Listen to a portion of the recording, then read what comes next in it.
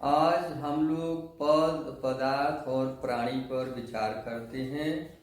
इसके पहले भगवान के पावन नाम का स्मरण करते हैं। श्री राम जय जय राम, श्री राम जय जय राम, सीताराम जय सीताराम,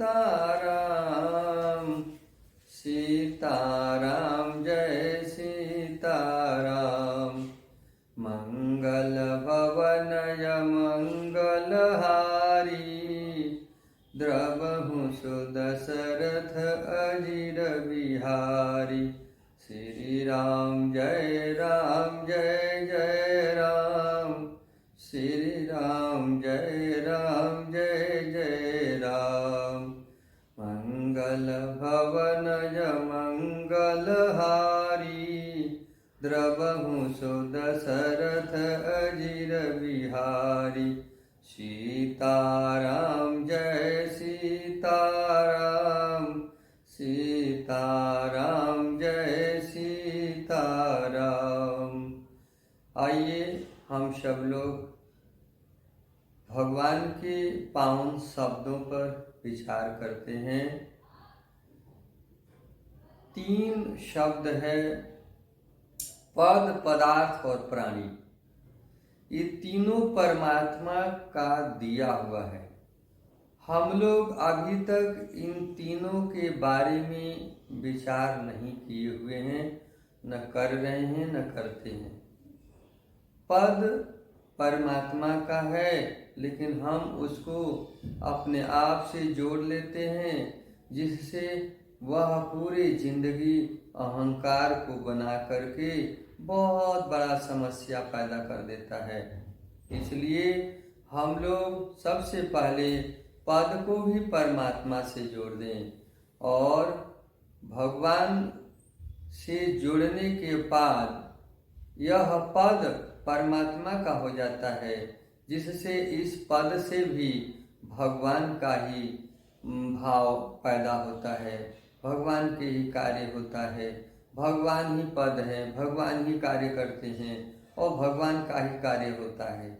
इसलिए पद को भी भगवान से जोड़ना अति आवश्यक है। अन्यथा पद के अभिमान में व्यक्ति हमेशा एक दूसरे को नीचा दिखाने का प्रयास करता रहता है और उससे अपने आप को ऊपर उठने का प्रयास करता है, लेकिन उसको यह ज्ञान नहीं है कि यह पद कब तक है। जब तक वह इस योग्य है, इस पद पर है, तभी तक ये पद बना हुआ है। जिस दिन पद से उतर जाएगा उसको कोई व्यक्ति नहीं पूछेगा, और जब भगवान से जोड़ लेगा तो वो चाहे उस पद पर रहे या न रहे, परमात्मा की कृपा से उसको जिधर भी चलेगा उधर उस व्यक्ति को सम्मान भगवान की कृपा से स्वयं मिलता रहेगा। उसको किसी से सम्मान चाहने की जरूरत नहीं है, सम्मान चाहने का भाव भी नहीं रहता है, वह अपने आप उसको मिलता है, क्योंकि पद परमात्मा से जोड़ दिया है।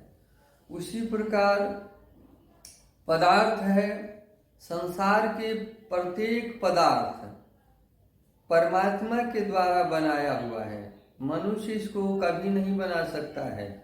कैसे? अंदर जब परमात्मा है तो उस पदार्थ को बनाने की शक्ति और कला देते हैं। जिस दिन परमात्मा इसमें से शरीर के अंदर से निकल जाएंगे तो उस पदार्थ की संरचना करने का शक्ति इस शरीर के पास नहीं रहेगा, और न ही यह शरीर उसकी संरचना बना सकता है। और पदार्थ, सबसे बड़ी बात पदार्थ का यह है कि परमात्मा के द्वारा ही तैयार होता है और परमात्मा के द्वारा ही टूट जाता है। जितने दिन तक उस पदार्थ को रहना होता है वो रहता है, उसके बाद वो स्वयं टूट जाता है। क्यों? क्योंकि उसका भगवान समय निर्धारित कर दिए हैं कि इतना ही दिन तक तुम्हें इस का सदुपयोग करना है। इसलिए वह जैसे समय उसका पूर्ण होता है वह अपना स्वरूप को खो देता है। उसी प्रकार प्राणी है, प्राणी भी परमात्मा के द्वारा ही बनाया गया है, परमात्मा ही बनाते हैं, इसकी सारी संरचनाएं परमात्मा ने किया है और इसमें स्वयं बैठ करके सारा कार्य भी करते हैं, सब चीज का सृष्टि भी करते हैं, संहार भी करते हैं और बैठे अंदर ही रहते हैं। लेकिन प्राणी को अभी तक पता नहीं चल पाता है कि परमात्मा है कहाँ। परमात्मा बहुत ही सूक्ष्म रूप में है और उनको देखने की कला सामान्यतः किसी भी व्यक्ति को प्राप्त नहीं होता है। जब परमात्मा की कृपा होती है और वह व्यक्ति उच्च कोटि के भक्त बनता है, भजन कीर्तन साधन करता है, जब मन निर्मल हो जाता है तब वह अपने आप को समझ पाता है, देख पाता है और स्थूल शरीर से अलग हो जाता है, सूक्ष्म शरीर में प्रवेश कर जाता है। जब सूक्ष्म शरीर में प्रवेश कर जाता है तब उसको संसार के सभी भाव विचार भावना का जितने पदार्थ हैं, जितने पद हैं, जितने मनुष्य हैं, वो सब में अपने स्वरूप को देखने लगता है, क्योंकि उसको संपूर्ण भावों का पता सूक्ष्म शरीर से ही लगता है।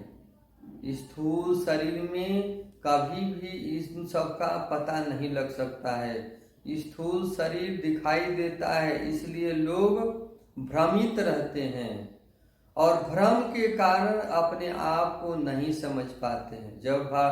जब भगवान की कृपा होती है और जब गुरु मिलते हैं तो संशय नष्ट हो जाता है और गुरु के विचार भाव से जैसे संशय नष्ट होता है वैसे परमात्मा की प्राप्ति होती है और परमात्मा की प्राप्ति से भ्रम नष्ट हो जाता है और उसको चारों तरफ ब्रह्म का ही भाव बना रहता है।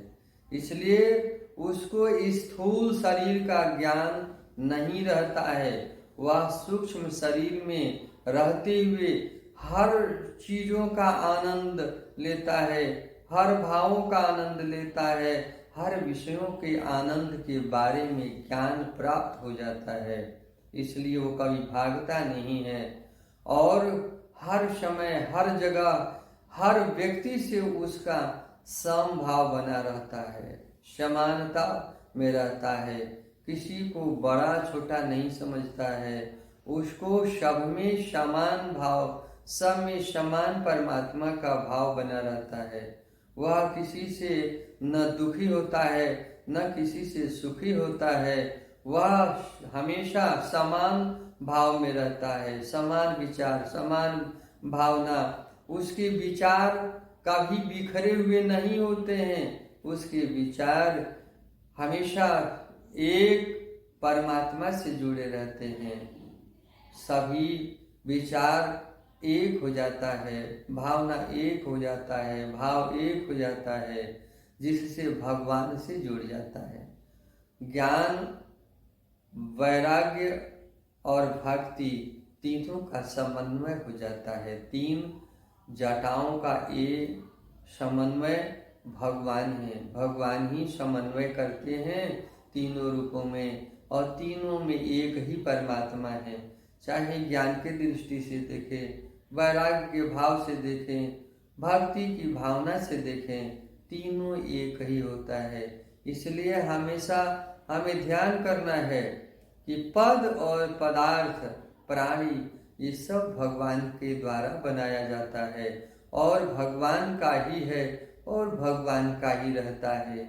यह प्राणी पता नहीं कब आएगा कब जाएगा, पदार्थ पता नहीं कब टूट जाएगा, कब उस पदार्थ से संबंध छूट जाएगा, कब पद से संबंध छूट जाएगा, ये सब भगवान का होता है।